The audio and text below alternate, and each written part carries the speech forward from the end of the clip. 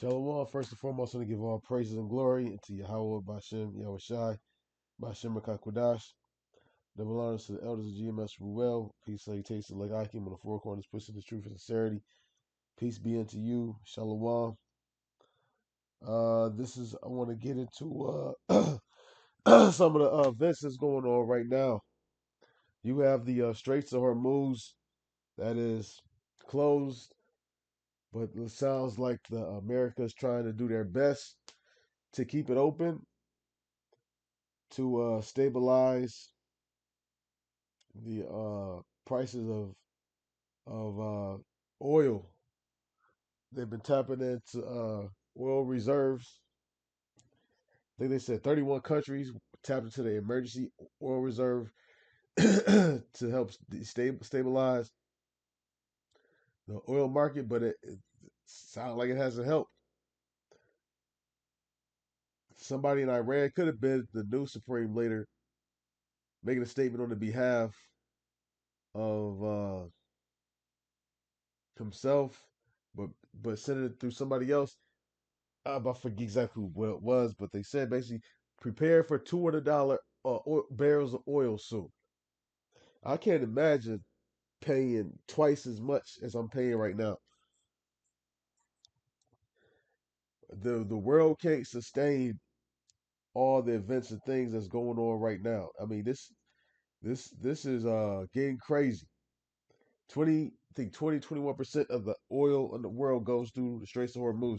It's not like you can fly oil over because oil is it's too heavy. You have to make too many plane trips, and it would cost way too much money to fly it over. And also, you don't got giant ships like how you got uh giant you don't got giant aircrafts like how you got giant ships. So the most efficient, cost effective way is to transport it by sea. You have landmines that's been blowing stuff up in the seas. And man, hey, like the Apostle said, you miss a day, you miss a lot. You missed a whole lot. This is Sirach chapter 39 in verse 1. It says, but he that giveth his mind to the law of the Most High and is occupied in the meditation thereof will seek out the wisdom of all the ancient and be occupied in prophecies. Prophecies about Babylon specifically. Because we got signs of the times of what's going to be happening, what's going to be occurring when Yahushua makes his grand return to this place. What is he going to do? Who's he going to destroy? And all of that.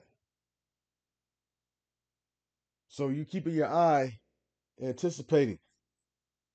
You know, I remember when I was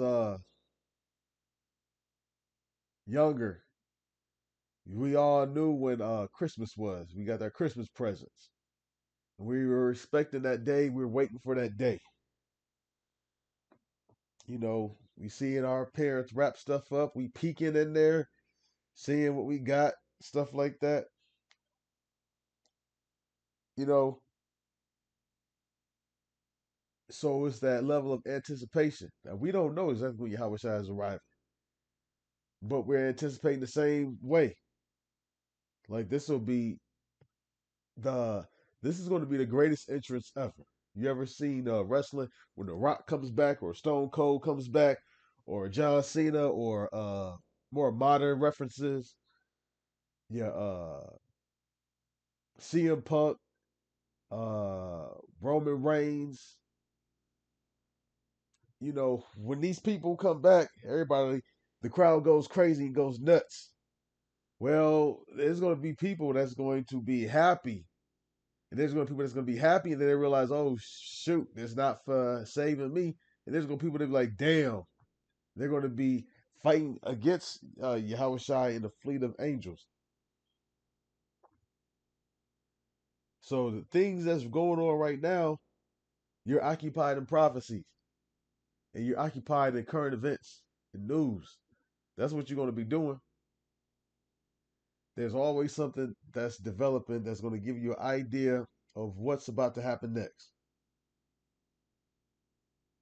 It's always.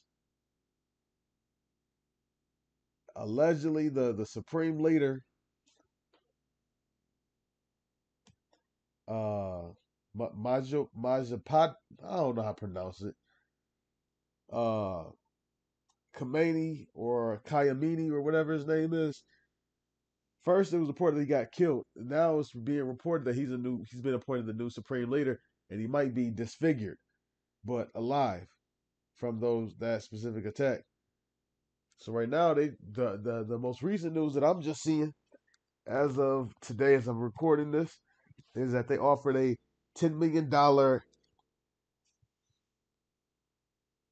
price tag on the head of the remaining leaders of Iran, because I guess it's like 10 senior officials that they're still trying to find, and I think Hegsbeth or Hegsberth or whatever the defense guy for the U.S. He was basically saying that they hide it underground, and then he had the nerve to say that's what rats do. You basically like come on out as if like motherfucker. The real rats is hiding underground as those Amalekites hiding in those underground where you have people reporting saying that they hear Hebrew singing and stuff like that underneath them. So they're basically trying to find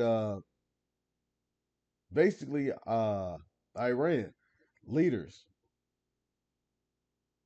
and whatever's going on is showing you cracks into their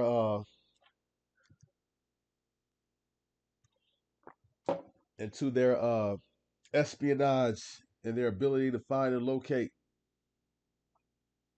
However, they're communicating, they're not able to intercept that, whether it's by carrier letter, whether it's by telecommunications, or however they're communicating something. And America is is is desperately trying to find them. Also, over the weekend, they just bombed the Craig something island off of Iran. That's part of Iran, where I think is like a major oil refinery where it's basically like an oil hub. And Trump is talking about bombing more oil uh, spots. I think he said if they don't open the Straits of Hormuz, they just recently sent 5,000 U.S. troops over to the Straits of Hormuz to try to keep it open. And so, with all this going on, how Western media is reporting it, I can't believe that America's winning this war. I can't imagine how you're winning a war when you can't find top senior officials. Hell, they're releasing statements and everything. So they saying that they're underground, or you ain't able to find them. You ain't able to find out where the last places they were at, or who sent messages and where did they come from. Where was it uploaded? Where was the first message uploaded from what computer, and where is that computer at, and tracing all the routes and find out where this is pinging off of this. Sounded like that it's some cracks and it's being exploited. And it was said, and I can believe it, that was giving uh Russia was giving Iranians information in China. I can just about imagine if it hasn't been reported that they're helping them as well. China has a great cyber defense program. Just over here recently, it could have been a sleeper cell. I don't know. Over here in West Bloomfield, there was some T attacks. over like 50 cop cars came.